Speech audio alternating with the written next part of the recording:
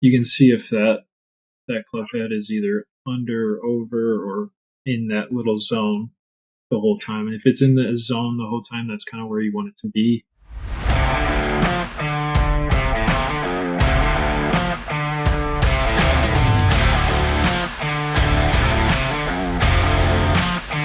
This is the Tournament Code. Jordan, thank you for taking the time to join us. Before I get into this, I got to remind everybody about the Golfers Agreement, which is this agreement we have with our audience where we do this for free. In fact, we do this ad-free. And all we ask is that they would, if they're listening to us on Apple Podcasts or Spotify, whatever their podcast player, please subscribe to us and leave a rating. If they're listening on YouTube, to like and subscribe. Well, we appreciate you joining us today, Jordan. We know we've seen a lot about your playing career, and I know you've been through obviously some ups and downs on that, as a lot of playing careers go through. And so we're glad that you joined us, talk about all that. But before we get into that, let's kind of start at the beginning, which is just how'd you get into the game of golf? So I got in the game of golf right around 3. My dad would kind of got me to come out with them to the golf course. And I think we started, he tells the story all the time, but started off, I just had one club, which is the putter. And, I'd whack around the green while he's playing. And I think he started giving me some goals, I guess you can call it, is like as soon as I could 2-putt or as soon as I could 3-putt from a certain distance, that's when I'd get another club in my bag. So he slowly kind of worked me up. I'd go, putter, and then obviously wedge for getting up and down. And once I was able to get up and down, he kind of slowly put some more clubs in my bag. And I guess sooner or later, I got up to full set. Well, full set at the time probably was like 6 or 7 clubs, but that's kind of how I got into it and kind of took off running from there. Did you play any other sports when you were younger? Was it just golf? And then how did that translate into, and how did you get into tournament golf? I played pretty much every sport growing up. Baseball, basketball, football, golf. All of them were pretty competitive, I would say.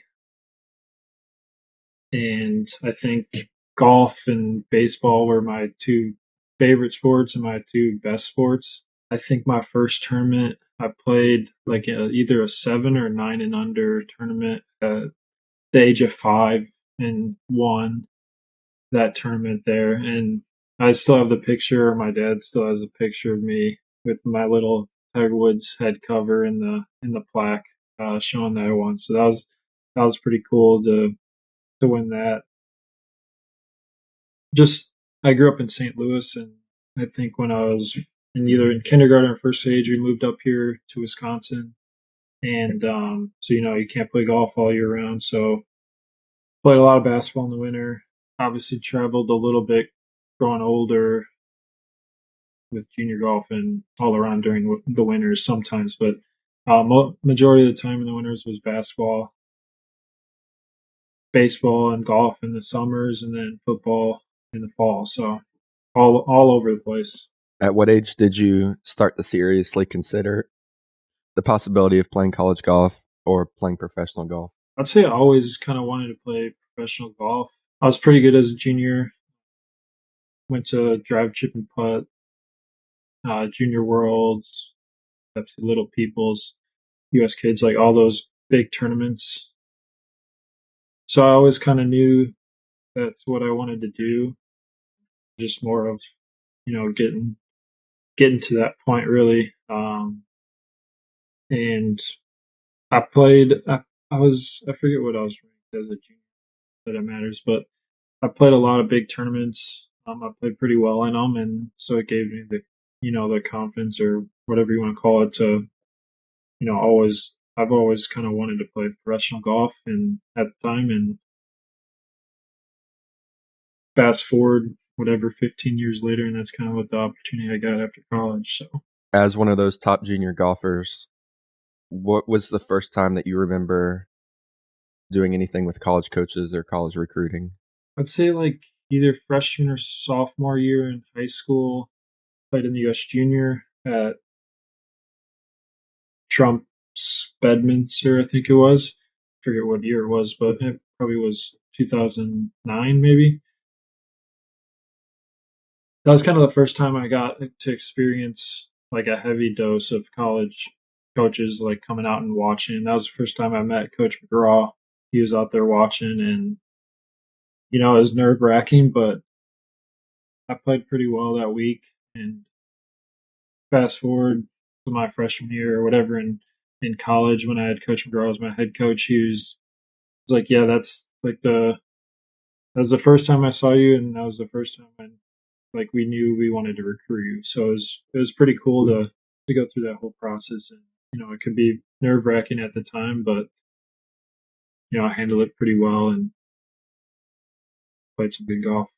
Yeah, you've played a lot of good golf, especially in your early amateur career. I know that you won I believe it was the Wisconsin State, was it the Am or the Open? And then you went on a string of winning tournaments or playing in or having some top finishes in some tournaments.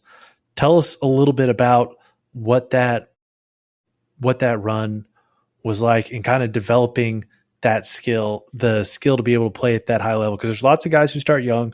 There's lots of guys who, get in tournaments and can feel pressure and handle pressure, but to be able to do it sustained over a period of time and then get to the point where you're not just playing against other juniors, you're playing against top college players, et cetera, and other really high quality players who are older than you, have had more time to develop, is impressive. Wisconsin State Open, I won in, I think, my junior year of high school. So it was the youngest ever to win the Open here in Wisconsin. And it was a crazy day. We played up at Black Wolf, and it was Western Straits Goaler. I didn't feel like out of my league, but it kind of just like pop. I played really good. I think the third round, I shot 66 and just jumped a bunch of spots. And we play 18-18, and the last day is 36. So it's a 3-day. So the last day is 36. So I shot 66 in the morning, and you had go straight into the afternoon. I held it together. I don't know what I shot the afternoon round, maybe around even, maybe a couple under, but when you get catapulted like kind of out of nowhere into that position, and especially on a pretty tough golf course, it was a great experience. I can still kind of remember some of the shots I hit to this day, and I was able to close it out on 18. I think I won by one, and that was probably a big turning point in the confidence and kind of where I saw myself with golf. And then what you alluded to, the kind of the run I made, I think was after my sophomore year or after my freshman year in the summer, maybe. Yeah, that's what it was. After my freshman year in college in the summer, I won the state match play with Western Am, the Pub Links. So it was like a month and a half of just pretty flawless golf, especially the Western Am and the Pub Links. I played some great players in match play, and was able to play Michael Kim, who's number one in the world at the time, in the finals at the Public Links. I was I wasn't nobody, but I wasn't on the same level as he was. And I just played out of my mind that week. And the biggest part of it was ball striking. I didn't really leave that much air. That's the word I'm thinking of. I didn't really leave that much room for error. Like, I was hitting fairways. I was hitting 16, 17, 18 greens around. So like, it's tough to play bad if you're doing or score bad. So like, I had plenty of opportunity. I was hitting the ball well, and that's kind of like the main focal point of that summer was just, I was kind of on point with ball striking. It sounds like ball striking, as you said, was something you were really good at. And tell us about your swing coaching growing up, what that looked like. Obviously, early on, you're just hanging out. It sounded like hitting balls in the backyard, hitting shots out of the course, just adding more clubs to the bag. But what did swing coaching look like for you when you were younger and then up through college? So I met my coach, Tom Anton, when I was 8. He was in town for, it was either the GMO or the BMW at the time. Or, sorry, US Bank at the time. There was a tour event at Brown Deer. So he would come in and coach a little bit. And one of the guys we knew in town owned the driving range, and they said to come out and maybe take a lesson from him.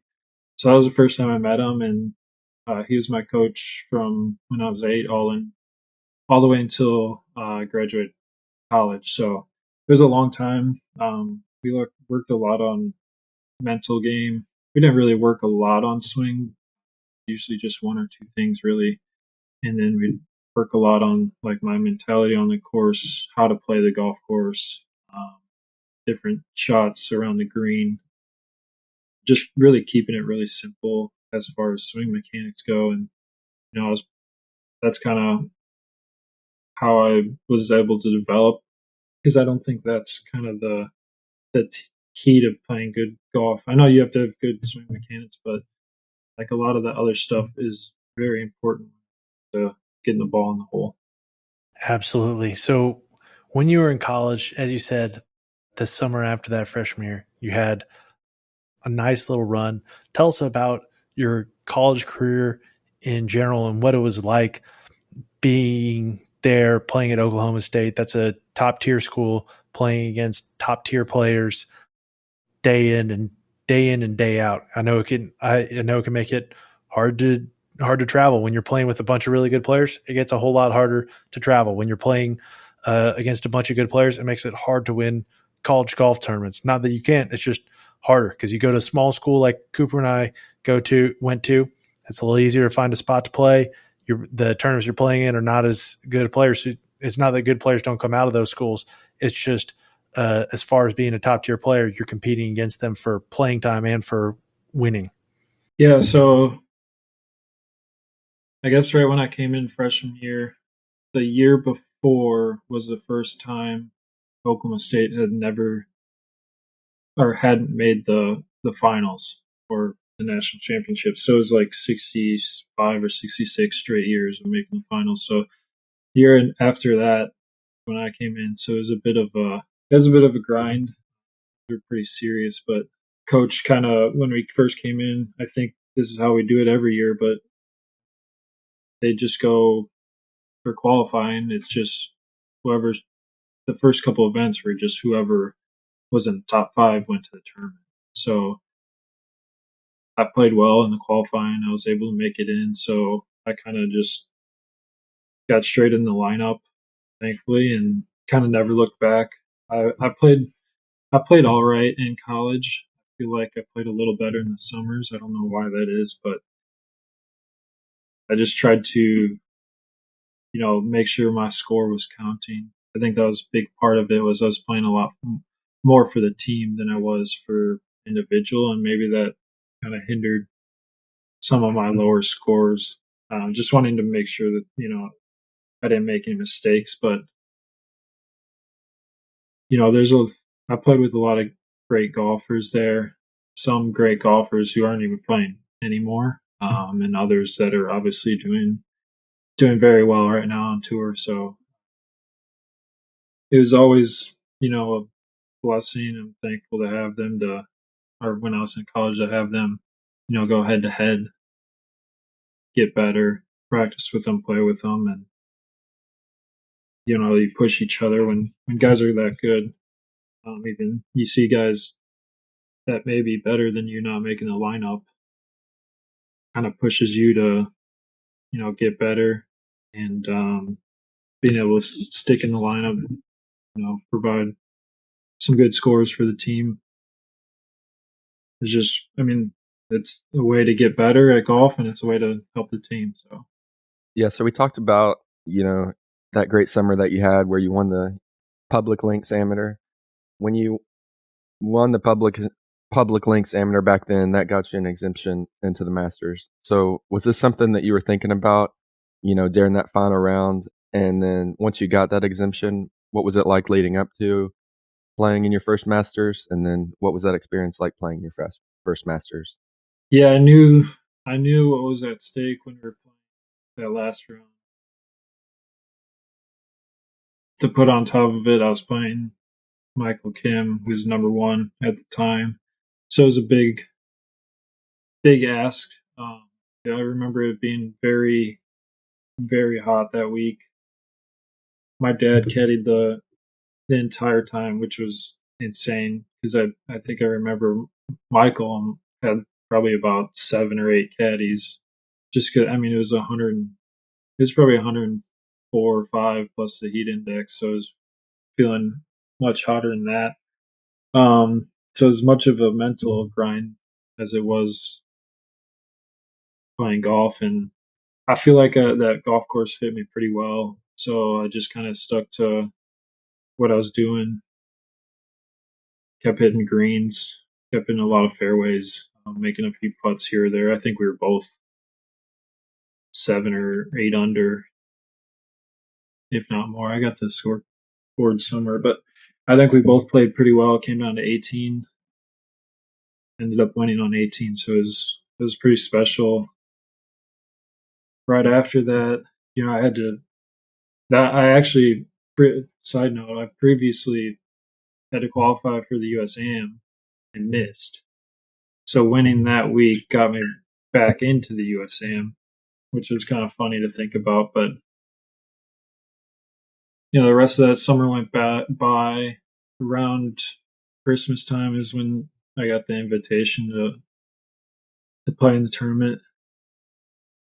So I was pretty pumped about that. And I think right after that, I went to Augusta probably 2 or 3 times to play practice rounds and just to see what it was like, and obviously experience what Augusta is all about. And it was awesome. It's a lot different than it is tournament week, I'll tell you that. But it was a lot of fun. Got my dad to come down. We both went down there. He didn't get to play, but he was able to walk around, and we had a lot of fun with that. And then tournament week, I had never played in a pro event yet, so it was a bit of a eye opener. But it was a lot of fun. We had both sides of my family. Probably had 30, 40 people there watching, so both grandparents. So it was. I couldn't ask for much more. It's a perspective that I guess not many people have, but how is that course different just on a normal day compared to a tournament week? For me, my experience, I can't remember if I went 3 or 2 or 3 times, but it was during the winter, so it was just cold and wet and no roll.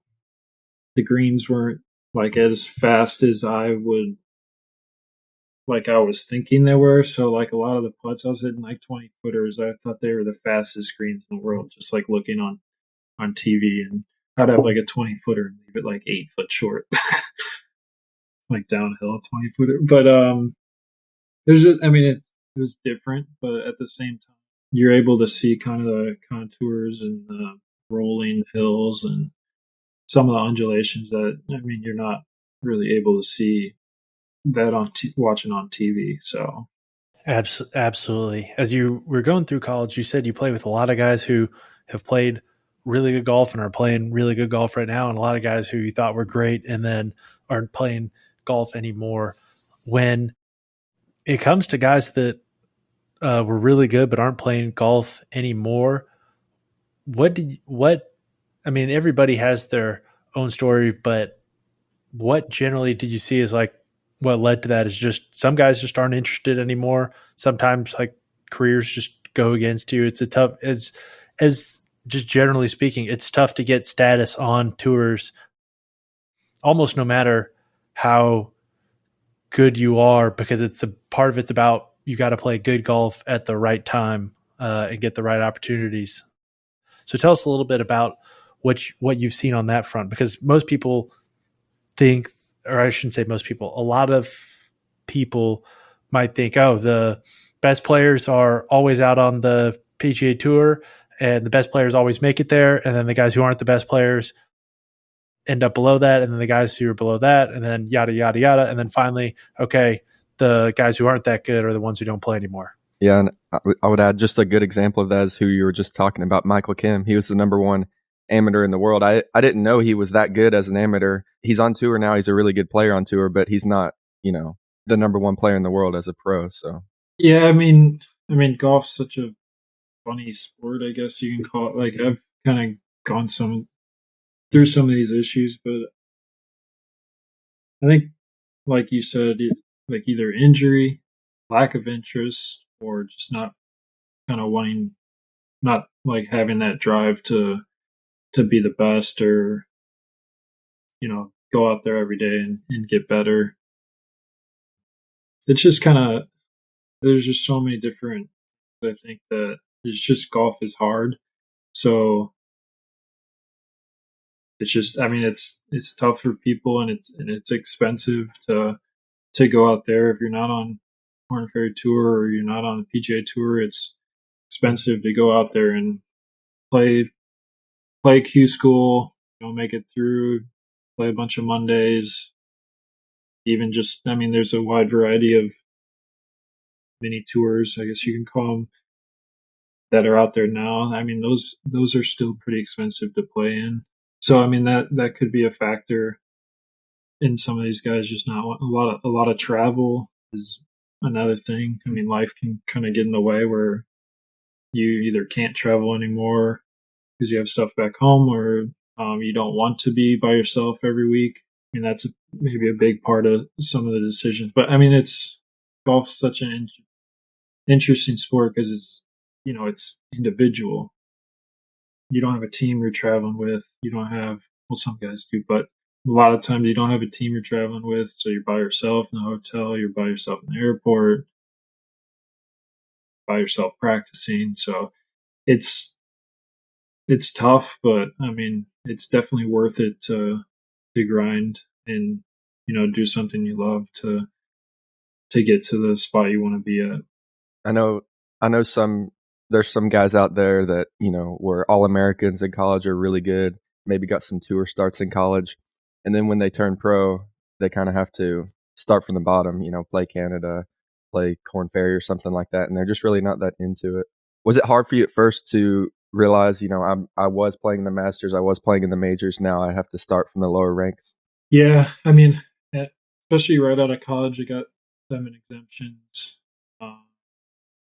And I finished top 10 in the British, so I got another exemption. And so I had 7 or 8 tour starts that summer, and I didn't play that well. So I had to go to Q school and missed at Q school. So it was just like, now what? And then I ended up getting Canadian status. I played well up there, finished top 10. So I got back to Q school and kind of was able to get through that and play a couple years on Korn Ferry. But like at the time, I had a lot of my friends were playing up in Canada that I played with or played against in college. So like it didn't really feel that much different. Like now, when this past year I had some Canadian status left, or PGA Tour Canada status left, because I had like a 5-year whatever exemption. So like I was 29.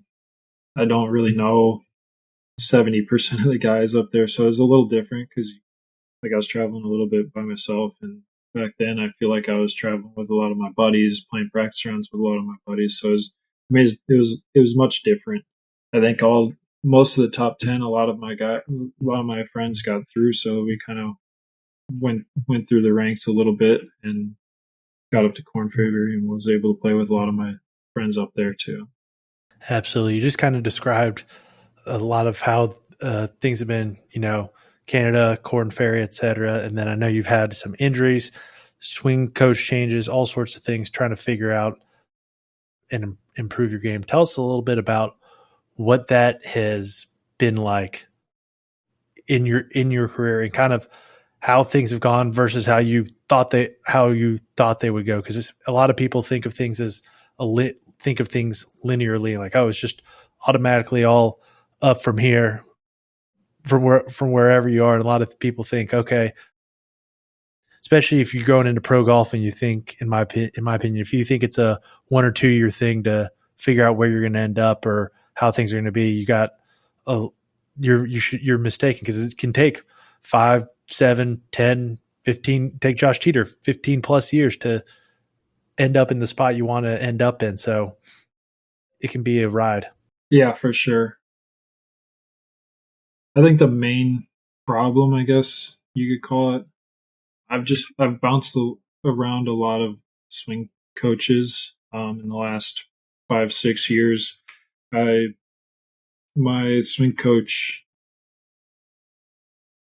we kind of split ways after my first year at pro golf, and from the, I don't know what it's up to now, 6-7 instructors I've worked with, no one really teaches the same way he had.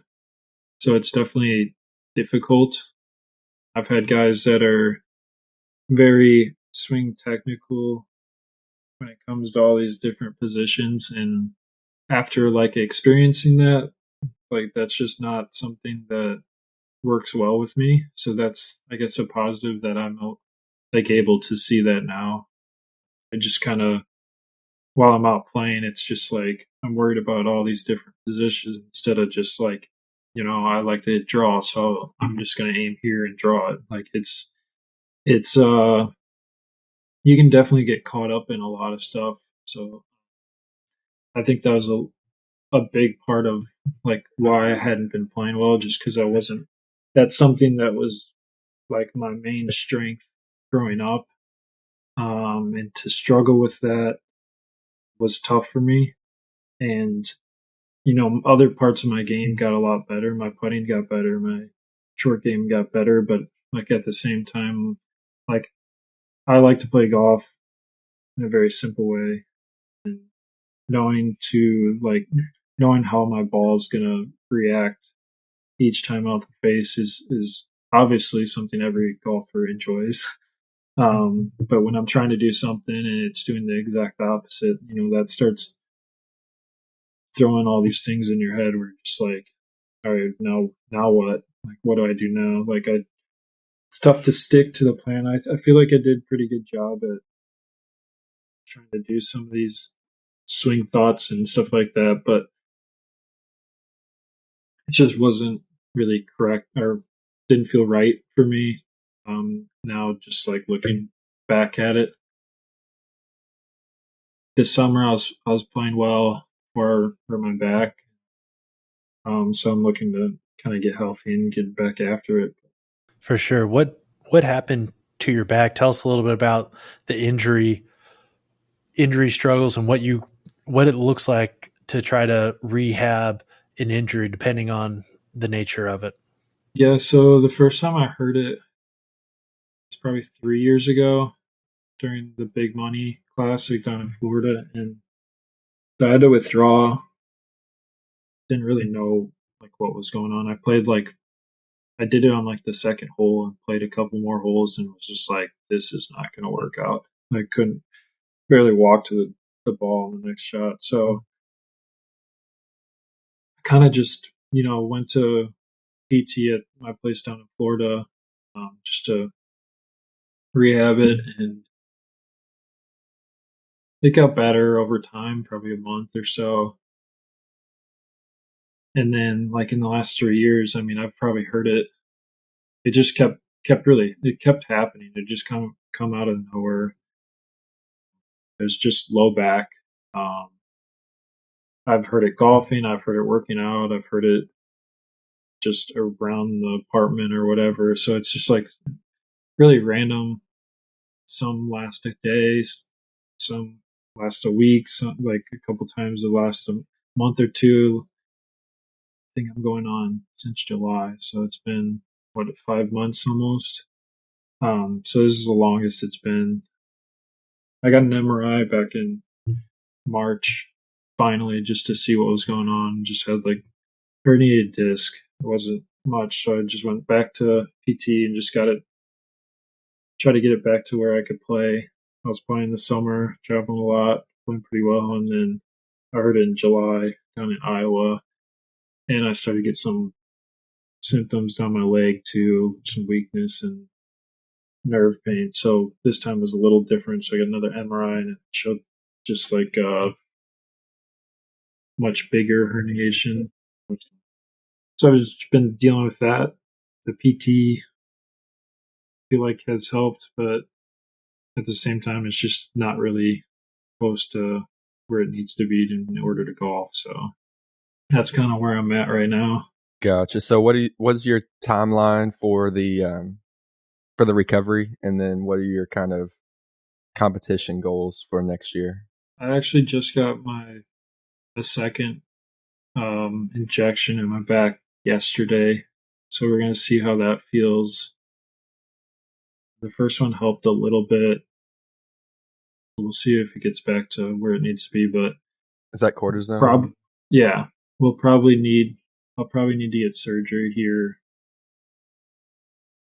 hopefully in the next month or so, just to kind of clear up some of the leg symptoms. Because I mean, I can't even like really walk right now without limping and hurting. So that's, I guess the next part would just be how I know surgery is probably about it's like 6 to 8 week recovery, but for golf, it's probably closer to 3 to 6 months from what the doctors have said, just to get it strengthened. So I think that's going to be kind of the next step. I'm trying to get pain free and kind of strengthen the lower back, strengthen everything around it, so that can take more of the force when I'm swinging. And we'll see kind of what it feels like then. I don't really have any competitive goals next year just because I don't really know, where I'm going to be at. So it's just more right now the goal of feeling better, feeling healthy, getting where I need to be. Absolutely. One of the things that's unique sometimes is when, we play golf, we hope to play good golf and all that kind of stuff. But there's also still, as you said, with other players, life going on in the background. They got things that keep them at home. They might have family, they might have kids. Next thing you know, it gets harder and harder to be on the road. I know one of our early guests, Charlie Harrison, told us about a story about Tom Whitney. They were both down in Latin America, and Tom was saying, all right, I'll see you guys in like 4 weeks, to his kids right as he was stepping on the first tee. And he has like 4 or 5 kids, and Charlie's like, man, Yeah, that is dedication. That is tough. And I know that you got married, I believe, about a year or two ago. And for some spouses are, familiar with pro golf and what that looks like. And I'm sure you guys probably dated for a bit, so I'm sure you guys were on the same page some. But tell us what that's been like, as far as if that's been a transition at all, and what you've noticed from it, both maybe that's been helpful and that have had you to make some adjustments in life. we had been dating before we got married since junior year of high school. So with no break, so we went through college and everything. So she knows that this is something that I've always wanted to do, and she's been great. She moved down to Florida with me after school, after she was done school up here, and we enjoyed Florida for a couple years, and then 2 years ago now, we moved back to Wisconsin. So that's one of the bigger changes when it comes to being able to golf. But I lived most of my life this way anyway, so even at OSU, I mean, it gets cold there, so we took a little bit of breaks here and there. But having her by my side, especially right now, has been great. And there's obviously other things going on with how buying a house, having kids. So it's definitely stuff that we've talked about, stuff that we have to manage. And as far as getting back up to golf, hopefully sooner than later would be ideal. But right now it sucks that I've had to withdraw from Q school, but right now nothing much is going on, so that's, I guess, a blessing.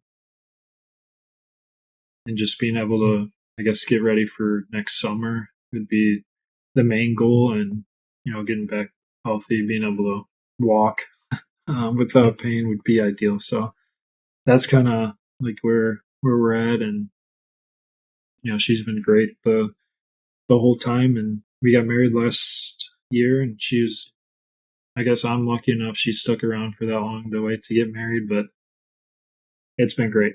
That is cool. So talk about, as we said, you can right now, you can't walk much without pain. So that means obviously you can't golf, working out, maybe like, I don't know, you're probably doing like maybe rehab, but nothing special. Yeah.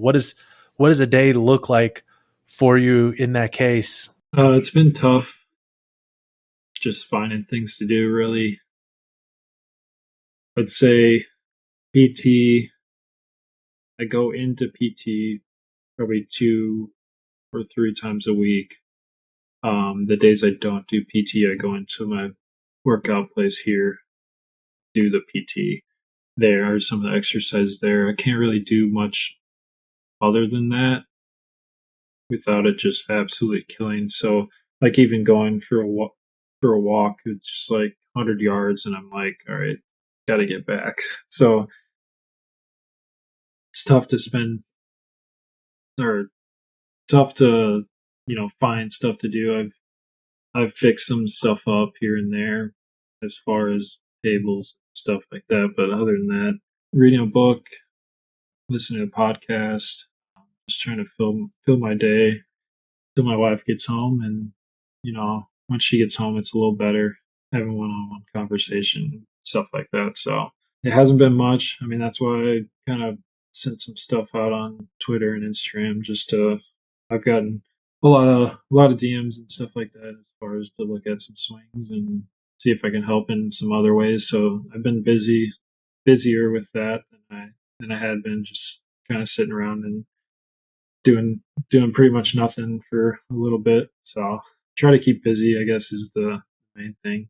Yeah, tell us a little bit more about that. Have you been doing some coaching on the side? I haven't really. I just kind of sent that out. I was just to find something to do to fill the day. So it's been interesting. I really thought about doing something like that, but I've enjoyed it. There's golfers that have reached out to me. There's other athletes that have reached out to me, and some other guys. So it's been fun, and I've enjoyed it. And I mean, I look forward to kind of filling my day with that in the future, really. When you're looking at when someone sends you a swing, and for people that don't have the context, Jordan had sent out an Instagram post, I believe, that said, got a little bit of free time, send me some swings, happy to give advice on whatever you need.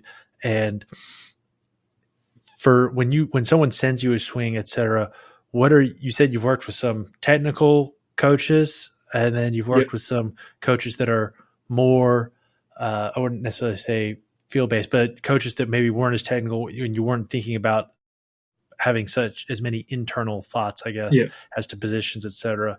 When someone sends you a swing, what are you thinking about as someone providing that advice, given that you've been on the side of both sides of it, essentially? There's usually just like a couple positions in the swing that you can gauge kind of where people are at. And I know that just because I've gone through it. So like being able to see that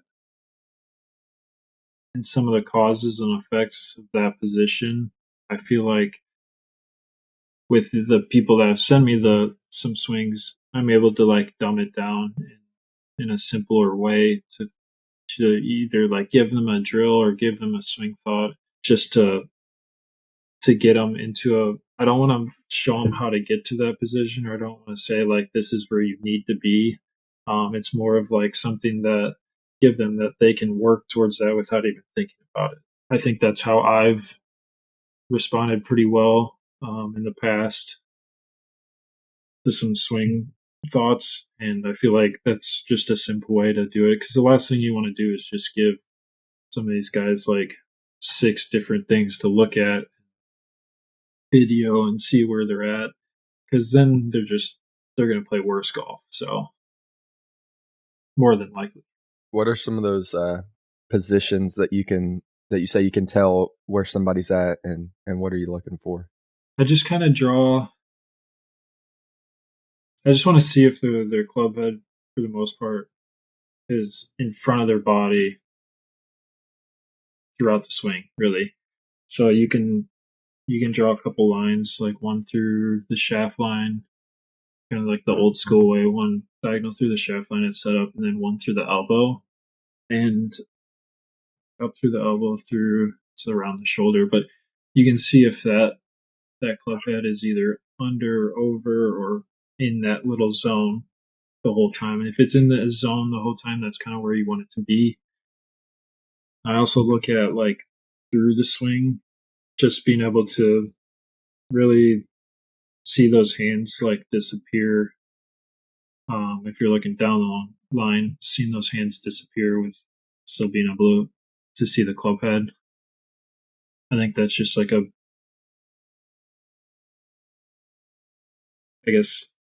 big way to see if you're in control of the club face. And then there's some other things, but like those two things are really important in my eyes to see kind of where you're at with the golf swing and kind of what you can work on. Thank you. That is good insight. And as people listening to this, we'll get your social media handle at the end, and people listening to this should send some stuff over, because that's all spot on. I think it's a good time to move to our last question, which is the same for every guest. So, and that is, if you could go back to yourself as a junior golfer and tell yourself just one thing, what would that one thing be? I would say, I don't know, that'd be something I have to think about, but I'd say just keep having fun, really. I think I had a lot of fun in college playing, just because we had teammates and stuff like that, competition and all that stuff. And I had a lot of fun, like my first couple of years out, with having a lot of friends, still having, competitions while playing practice rounds and stuff like that. So going out there, whether it's with, colleagues or other pros, or even like now that I'm back here, even playing with some family friends that may not be professional golfers, but still making the game of golf fun, is a huge part of like wanting to be out there and getting better. So that's kind of what I would say. I think I did a really good job of that back then. The last year or two, not so much, but the injury stuff and dealing with some setbacks. But other than that, just being able to go out there and have fun, and either in competition or just practicing. So yeah, I think that's one of the hardest things to do in golf as you get more and more serious, and especially too, is if sometimes things aren't going as you hoped for them to go, to keep having fun. I know that I forgot what it was like to play golf for fun until I stopped playing completely. And then, as I said, in law school, picked back. I was like, oh, hey, yeah, this is pretty fun again. And Cooper, same thing. When he was a pro, he didn't know what he'd forgotten what playing for fun looked like. Like, why you'd always go out there and crucify yourself or everything. And then it's just easy to lose that and forget part of why you do it all. So we appreciate that. If people are trying to find you on social media and want to reach out to you, where can they find you? It's at JNiebs5, so JNIEBS 5. I think on everything. So be sure to check out Jordan on social media. Send him a swing video And then if you're listening to us on Apple Podcasts or Spotify, please subscribe and leave a rating. And if you're listening on YouTube, please like and subscribe. This helps us get our message out to more people. And if you're trying to find us on Instagram, you can find us there at The Tournament Code and on Twitter/X, Tournament Code. As always, we appreciate you joining us and look forward to diving in deeper to what it takes to play elite tournament golf.